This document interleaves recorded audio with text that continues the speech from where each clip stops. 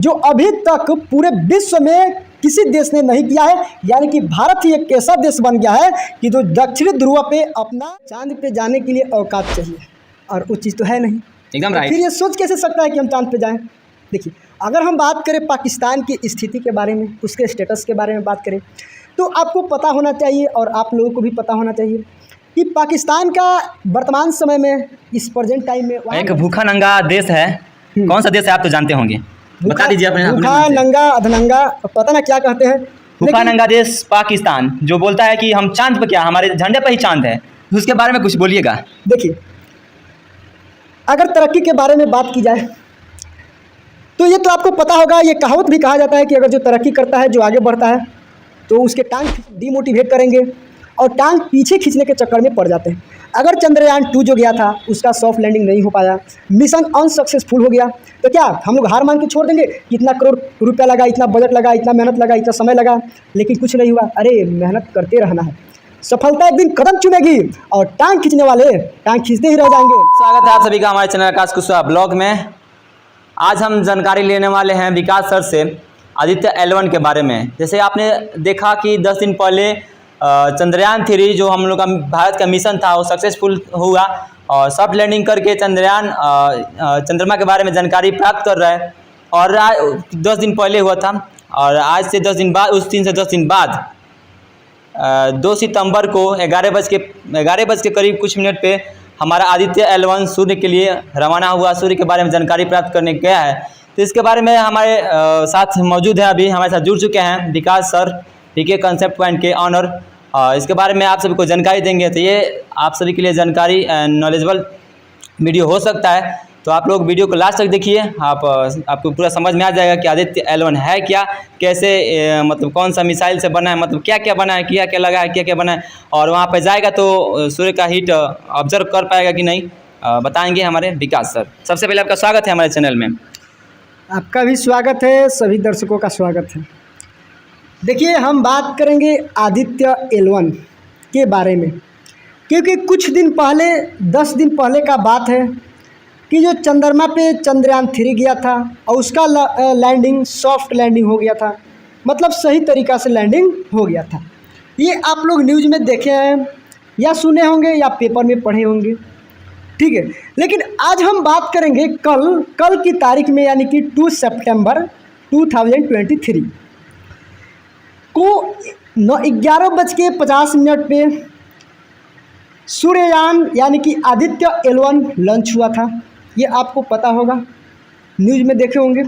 तो हम बात करेंगे कि आदित्य L1 है क्या, ये कहाँ पे जाएगा, कितने दिनों में पहुँचेगा, कैसे काम करेगा, किस पॉइंट पे जाके ये रुकेगा, ठीक है। तो देखिए, सबसे पहले हम बता दें कि अभी मेरा चंद्रयान जो 3 गया था, ये चंद्रमा की अध्ययन करने के लिए गया था। इसका अध्ययन चंद्रमा की अध्ययन करने के लिए गया था। लेकिन जो ये आदित्य L1 है, ये जाएगा तो सूर्य का अध्ययन करेगा। किसका अध्ययन करेगा? सूर्य का अध्ययन करेगा। लेकिन अब अगर सोचते हैं आप कि सूर्य के पास कैसे जाएगा, सूर्य के पास तो बहुत ज़्यादा गर्मी है, वो तो एक आग का गोला है, वहाँ पे कैसे बर्दाश्त करेगा ये आदित्य L1, ये तो जल जाएगा। बिल्कुल आप सही सोच रहे हैं, ये सूर्य के पास नहीं जाएगा। ये कहाँ जाएगा? ये जाएगा, एक पॉइंट है L1। ये L1 एक पॉइंट का नाम है जो पृथ्वी से और L1 पॉइंट के बीच का जो डिस्टेंस है वो 15 लाख किलोमीटर है, ठीक है। और पृथ्वी से जो सूर्य के बीच का जो डिस्टेंस है वो 15 करोड़ किलोमीटर है। यानी कि अब आप सोच सकते हैं कि पृथ्वी से सूर्य के बीच का दूरी 15 करोड़ किलोमीटर है और जो ये L1 पॉइंट है वो 15 लाख किलोमीटर है। यानी कि पृथ्वी से जो रवाना हुआ है आदित्य L1, वो बस उसी L1 पॉइंट पे जाएगा, समझ में आया? वहीं पे जाएगा और ये 127 दिनों में वहाँ पे पहुँचेगा और वहीं पे पहुँच के वो अपना चक्कर लगाएगा। और उसके आगे इसलिए नहीं जाएगा क्योंकि उस L1 pॉइंट के आगे जो सूर्य का ग्रेविटी होता है, जिसको कहते हैं गुरुत्वाकर्षण बल, यानी कि L1 पॉइंट के आगे गुरुत्वाकर्षण बल चालू हो जाता है। यानी कि सूर्य अपने ओर खींचने लगेगा इस आदित्य L1 को। समझ में आया। तो अब हम बात करते हैं कि हमारा देश इतना तरक्की कर रहा है कि हम लोग कभी 1975 में चांद पे जाने के लिए सोच रहे थे, दूसरे देश से रॉकेट का टुकड़ा जो भी था उसका टुकड़ा हम लोग बैलगाड़ी से ढोते थे। लेकिन आज इतना तरक्की कर गया है मेरा भारत कि जो दूसरे देश के लोग सोच रहे हैं कि अरे भाई ये कैसे कर दिया। जैसे कि चंद्रयान 3 जो है इसका सॉफ्ट लैंडिंग हो गया है चंद्रमा पे, वो भी साउथ पोल पे, दक्षिण ध्रुव पे, जो अभी तक पूरे विश्व में किसी देश ने नहीं किया है। यानी कि भारत ही एक ऐसा देश बन गया है कि जो दक्षिण ध्रुव पे अपना यान भेजने वाला पहला देश बन गया। सॉफ्ट लैंडिंग करने वाला चंद्रयान 3 जो है बहुत इम्पोर्टेंट ये एक सवाल है, ठीक है। आपको पता होना चाहिए, आप एक देश के नागरिक हैं, आप सभी को भी पता होना चाहिए और ये नॉलेजेबल चीज़ है, ये नॉलेजेबल चीज़ है, ठीक है। अगर आप पढ़ते हैं तो आपके लिए तो और बेटर है, और नहीं पढ़ते हैं तो अपने देश की जानकारी के लिए आपको ये जानना जरूरी है। और आदित्य L1 जो है ना ये 127 दिनों में पहुंचेगा और L1 पॉइंट पे जाएगा, वहाँ पे चक्कर लगाएगा। अगर हम बात करें कि उस L1 पॉइंट का नाम क्या है तो उस L1 पॉइंट का नाम है लॉरेंज। अब बताइए कि लॉरेंज नाम क्यों पड़ा। अरे एक वैज्ञानिक है, गणितज्ञ है, ठीक है, मैथ की वैज्ञानिक है, और उन्हीं वैज्ञानिकों के द्वारा उस L1 पॉइंट का नाम दिया गया लॉरेंज। बिल्कुल अच्छे से समझ पा रहे होंगे, ठीक है। तो उस लॉरेंज के क्या करेगा, चारों ओर चक्कर लगाएगा और वहीं से उससे आगे ये नहीं जाएगा, वहीं से क्या करेगा कि सूर्य के बारे में अध्ययन करेगा कि वहाँ के वायुमंडल कैसा है, वहाँ पे किस प्रकार की गैस है, वहाँ के अंतरिक्ष के बारे में अध्ययन करेगा, वहाँ के कणों के बारे में अध्ययन करेगा कि किस तरह से रहता है। जैसे कि चंद्रमा पे चंद्रयान 3 गया है तो वहाँ पे उसका जो रोवर है वो क्या कर रहा है, चंद्रमा की सतह पे घूम रहा है और चंद्रमा की सतह के बारे में, चंद्रमा के बारे में वो सब जानकारी है यहाँ पे इसरो के पास भेज रहा है और वहाँ से जानकारी हम लोग के पास मिल जाएगी। ये देखिए, ये भारत के लिए गर्व की बात है कि जो कोई देश नहीं कर सका वो हमारा देश कर रहा है। इतने ऊंचाई पे हम लोग जा रहे हैं ना कि कहते हैं ना कि अगर हमारी उड़ान देखनी हो, हमारी उड़ान देखनी हो तो आसमान से कह दे कुछ और ऊंचा हो जाए, ये थोड़ा सा ऊंचा होने से काम नहीं चलेगा। यानी कि कुछ ही दिनों में हम सूर्य पे ना, सूर्य से दूर भी भेजने वाले हैं, ठीक है। आप लोगों को सभी बातों को बताया जाएगा इस ब्लॉग में, ठीक है। तो आप लोग इस ब्लॉग से जुड़े रहिएगा, इस चैनल पर नए हैं तो सब्सक्राइब कीजिएगा, ठीक है। और भी बात बताएंगे, चलिए।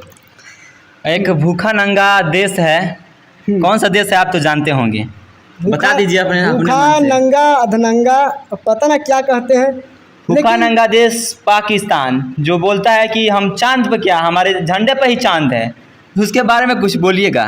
देखिए, अगर तरक्की के बारे में बात की जाए तो ये तो आपको पता होगा, ये कहावत भी कहा जाता है कि अगर जो तरक्की करता है, जो आगे बढ़ता है, तो उसके टांग खींचने के लिए बहुत लोग रहते हैं। सेम वही कंडीशन यहाँ पे भी समझना है। जब हमारा देश आगे बढ़ रहा है तो कुछ ऐसे भी देश हैं जो लोग सपोर्ट नहीं करेंगे, जो लोग डीमोटिवेट करेंगे और टांग पीछे खींचने के चक्कर में पड़ जाते हैं। अगर चंद्रयान 2 जो गया था उसका सॉफ्ट लैंडिंग नहीं हो पाया, मिशन अनसक्सेसफुल हो गया, तो क्या हम लोग हार मान के छोड़ देंगे कि इतना करोड़ रुपया लगा, इतना बजट लगा, इतना मेहनत लगा, इतना समय लगा, लेकिन कुछ नहीं हुआ। अरे मेहनत करते रहना है, सफलता एक दिन कदम चूमेगी और टांग खींचने वाले टांग खींचते ही रह जाएंगे, कहते हैं ना। और क्या कहना चाहेंगे भूखा नंगा देश पाकिस्तान के बारे में। ऐसे तो हमारा दुश्मन देश है पाकिस्तान, तो उसके बारे में कुछ कहिएगा, जो हम लोग का पीछे एकदम टांगे खींचते रहता है। वो बोलता है कि हमारे तिरंगे पे, मतलब हमारे झंडे पे, सॉरी है तिरंगा तो हम लोग का है, हमारे झंडे पे ही चांद है, तो हम लोग चांद पे क्यों जाएं। देखिए, अरे चांद पे जाने के लिए औकात चाहिए और वो चीज़ तो है नहीं, एकदम राइट। फिर ये सोच कैसे सकता है कि हम चांद पे जाएं। देखिए, अगर हम बात करें पाकिस्तान की स्थिति के बारे में, उसके स्टेटस के बारे में बात करें, तो आपको पता होना चाहिए और आप लोगों को भी पता होना चाहिए कि पाकिस्तान का वर्तमान समय में, इस प्रेजेंट टाइम में वहाँ का स्थिति का अगर हम बात करें तो वहाँ पे अभी चावल, आटा, गैस सिलेंडर इतना महंगा हो चुका है, वहाँ की अर्थव्यवस्था इतना गिर चुकी है कि वो लोग खुद तरस रहे हैं खाने के लिए, तो फिर चांद पे जाने के लिए तो सोचिए मत। ये उन लोगों के लिए नामुमकिन है जाना। उन लोग को देखने के लिए तो क्या बोलते हैं, दूरबीन रहते हैं ना। हाँ। और देखने के लिए वो उपकरण नहीं है जो चांद पर देख सकते हैं। और हमारा भारत, और हम प्राउड फील कर रहे हैं कि हमारा भारत तीसरी बार चांद पर जाके अपना मिशन सक्सेसफुल कर पाया, अपना झंडा लहरा पाया। ठीक है, तो पाकिस्तान की औकात नहीं है कि वो जा सके। देखिए, पाकिस्तान से हम यही कहना चाहते हैं कि भाई देखो, सुधर जाओ, अभी भी वक्त है। अगर अभी भी सुधर के अपना काम करोगे, अपना देश पे ध्यान दोगे, अपने अर्थव्यवस्था पे ध्यान दोगे, तो बहुत आगे जा सकते हो। लेकिन किसी का टांग पीछे खींचने से, किसी का बेइज्जती करने से, किसी का बुराई करने से कोई आगे नहीं बढ़ता है। ये इतिहास गवाह है। रावण को उतना घमंड था अपने सैनिक पे, अपने दल पे, लेकिन अपने शक्ति पे, लेकिन एक दिन पराजित हुआ, मारा गया। आप लोग इतिहास उठा के देख लीजिए। ठीक है, तो बाकी कुछ नहीं, पाकिस्तान के बारे में यही कहना चाहेंगे कि अभी से भी आपका वक्त है, सुधर जाओ और अपने ग्रोथ पे ध्यान दीजिए। ठीक है, चलिए। अगर आप आदित्य एल1 के बारे में फुल डिटेल्स जानना चाहते हैं तो हमारे विकास सर का चैनल सब्सक्राइब कर लीजिए, बीके कॉन्सेप्ट पॉइंट, जो कि मैंने लिंक डिस्क्रिप्शन में दे रखा है। और इनका चैनल पर सब्सक्राइब कीजिए और इनका वीडियो देखिए, एजुकेशनल चैनल है। और ये 12th तक पूरा बच्चों को पढ़ाते हैं, बहुत अपने अंदाज से, अपने तरीक़ों से। बहुत बहुत धन्यवाद सर, जानकारी हमारे दर्शकों तक पहुंचाने के लिए आदित्य एल1 के बारे में। आशा करता हूं आप सबको जानकारी अच्छा लगा होगा, आप लोग समझ गए होंगे आदित्य एल1 क्या है और कैसे बना और कब जाएगा, कितने दिनों में जाएगा। तो फिर से मिलेंगे फिर से नेक्स्ट वीडियो में, नए जगह पर, नए लोगों के साथ। तब तक के लिए जय हिंद।